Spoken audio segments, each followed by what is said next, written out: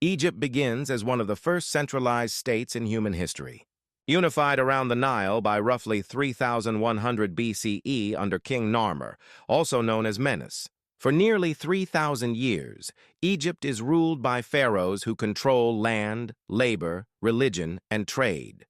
Population centers grow steadily along the Nile, and Egypt becomes one of the most densely populated regions of the ancient world. That stability breaks repeatedly. In 525 BCE, Cambyses II of Persia conquers Egypt. The Persian Achaemenid Empire absorbs it as a satrapy. Egyptian elites lose autonomy, heavy taxation is imposed, and revolts follow. Temples are looted, and political power shifts east toward Persia. In 332 BCE, Alexander III of Macedon conquers Egypt without major resistance. He is declared pharaoh and founds Alexandria, which becomes one of the largest cities on earth. After Alexander's death, Egypt falls to Ptolemy Soter, beginning the Ptolemaic dynasty. Greek elites rule over an Egyptian majority.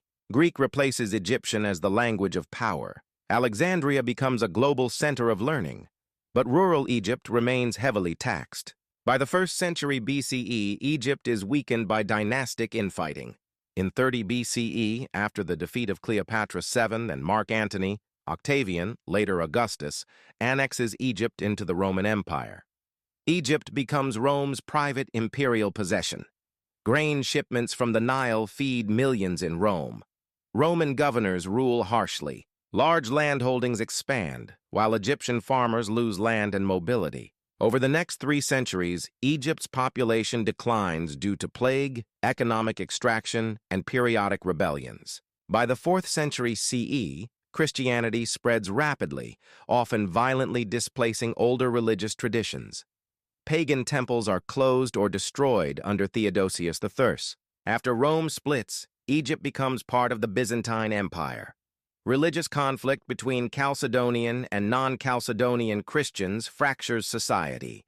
Heavy taxation continues. Local resentment toward Constantinople grows. In 639 CE, Amr ibn al-As, commanding forces under Caliph Umar ibn al-Khattab, invades Egypt. By 642, Byzantine rule collapses. There is no mass extermination, but decades of war, flight, and famine significantly reduce the population. Administrative power shifts rapidly. Arabic replaces Greek and Coptic in governance over time.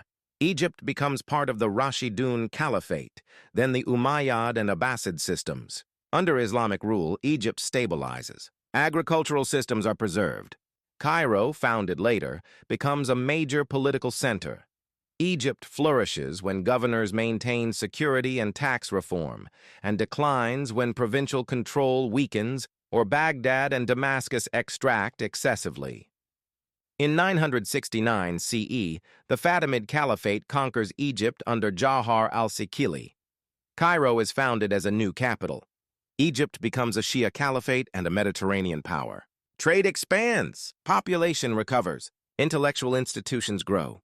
In 1169, Saladin ends Fatimid rule and establishes the Ayyubid dynasty. Egypt becomes the military backbone of resistance against the Crusader states.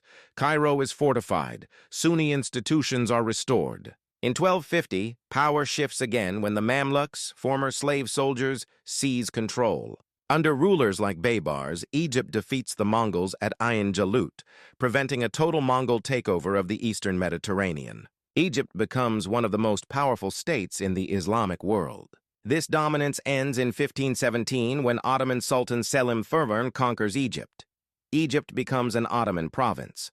While trade continues, real power shifts to Istanbul. Over time, corruption and decentralization weaken the province. In 1898, Napoleon Bonaparte invades Egypt, signaling the return of European imperial ambition. By 1882, Britain occupies Egypt, controlling it strategically while maintaining a local monarchy.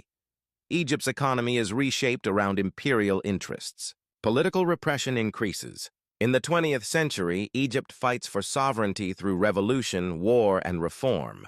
The modern Egyptian state emerges carrying the imprint of every empire that ruled it. Egypt survives not because it avoided conquest, but because it adapted faster than those who conquered it.